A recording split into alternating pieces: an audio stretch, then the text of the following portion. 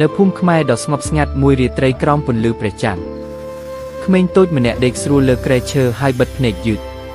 ភ្លើងព្រើភ្លឺហោះហើរជុំវិញដូចជាអញ្ជើញគាត់ទៅកាន់ដំណើរថ្មីមួយ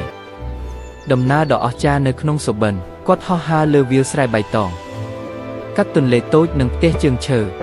ជាមួយខ្យល់ត្រជាក់និងសំឡេងបាសីច្រៀងនៅទីនោះគាត់បានជួបមិត្តថ្មីសត្វជនបទគួរឲ្យស្រឡាញ់ដែលលេងសប្បាយជាមួយគាត់ដោយស្នាមញញឹមពិភពសុបិនខ្មែរនេះពោរពេញដោយសម្រស់ធម្មជាតិនិងសេចក្តីសុខដូចរឿងព្រេងនិទានពីបុរាណប៉ុន្តែគ្រប់សុបិនមានពេលត្រូវលាផងដែរភ្លើងព្រើចាប់ផ្ដើមស្រកបន្តិចម្ដង